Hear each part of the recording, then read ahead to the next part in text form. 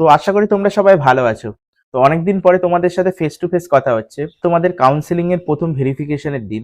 তো এটা তোমাদের প্রথম স্টেপ মেডিকেল কলেজে যাওয়ার। তো আমার এক্সপিরিয়েন্স তোমাদের সাথে অবশ্যই শেয়ার করব যে ভেরিফিকেশনের দিনে কি কি এক্সপিরিয়েন্স তোমাদের সাথে হবে। তো ভিডিওটি শেষ পর্যন্ত দেখো। ভেরিফিকেশনের দিন তোমাকে কিভাবে ডকুমেন্টস গুলোকে প্রেজেন্ট করতে হবে সেটা সম্বন্ধে জানাবো। তো যারা প্রথমবার আমাদের ভিডিও দেখছো অবশ্যই চ্যানেলটিকে সাবস্ক্রাইব করে রাখো।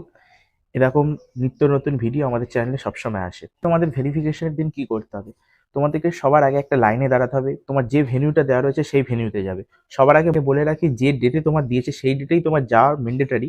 কিন্তু তুমি চাইলে কিন্তু পরের দিন কিংবা তার পরের যে ডেট রয়েছে সেটা যেতে পারো, যদি তোমার ডকুমেন্টসগুলো পুরোপুরিভাবে রেডি না হয়।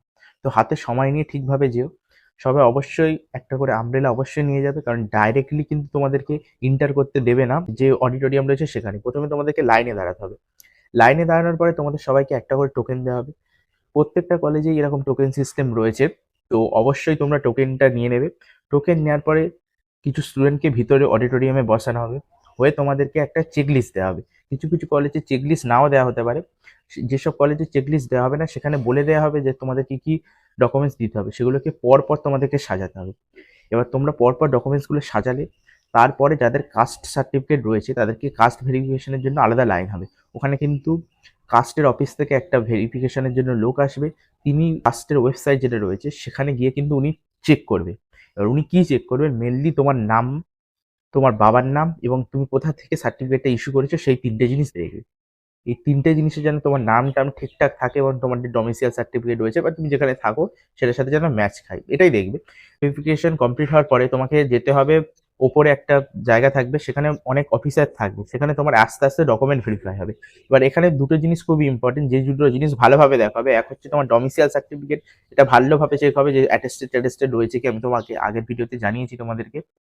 তো সেটা দেখবে। এবং দ্বিতীয়ত তোমার মার্কশিটটা দেখবে ক্লাস 12-এর, যেখানে মিলিয়ে ওরা দেখবে যে তোমার প্রত্যেকটা মার্কস যোগ করে 40% বা 50% যে ক্রাইটেরিয়াটা রয়েছে, মানে জেনারেল যারা রয়েছে তাদের অ্যাগ্রিগেট মার্কস কিন্তু 50% হতে হবে এবং বাদবাকি ক্যাটাগরি ইডব্লিউএস বাদে বাদবাকি ক্যাটাগরি 40% হতে হবে।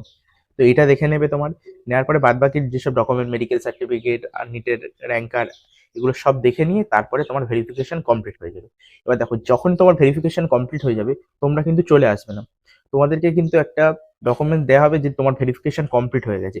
ওই জিনিসটা কিন্তু তোমার অনলাইনেও থাকবে, অনলাইনে ওটা আপলোড করে দেওয়া হবে। কিন্তু তোমরা অবশ্যই ওই যে স্ট্যাম্প মারা ভেরিফাইং অফিসের সিগনেচার রয়েছে সেটা না নিয়ে কিন্তু কেউ আসবে না। কারণ ওটা যদি তোমাদের বাই চান্স কোনো জায়গায় হারিয়ে যায় তাহলে তোমাদের পরবর্তীকালে সমস্যা হতে পারে। আচ্ছা, আরেকটা জিনিস, তোমরা কেউ কিন্তু কোনো অরিজিনাল ডকুমেন্টস দেবে না। কিছু কিছু স্টুডেন্ট প্রত্যেক বছর মেডিকেল সার্টিফিকেট কিংবা ডমিসাইল সার্টিফিকেট দিয়ে আসে। কিন্তু মেডিকেল সার্টিফিকেট কিংবা ডমিসাইল সার্টিফিকেট যদি তুমি দিয়ে দাও তাহলে তোমাকে অ্যাডমিশনের টাইমে আবার ওগুলোকে প্রডিউস করতে হবে। তো তোমরা কিন্তু সব কিছু দুটো করে জেরক্স নিয়ে যাবে এবং নিচে কিন্তু নিজের সেলফ অ্যাটেস্টেড করে দেবে। সেলফ অ্যাটেস্টেড অর্থাৎ তোমার যে জেরক্সগুলো রয়েছে সেখানে তোমার নিজের সিগনেচার নিচে লিখে দেবে। তো আশা করি পুরোপুরিভাবে বোঝাতে পারলাম। এবার দেখো, যাদের যাদের কিন্তু ল্যামিনেশন রয়েছে কোনো ডকুমেন্টসে, তাদের জন্য কিন্তু আলাদা একটা ডকুমেন্ট দিতে পারি যেখানে ডিক্লারেশন থাকবে যে আমার এই ডকুমেন্টগুলো ল্যামিনেশন রয়েছে।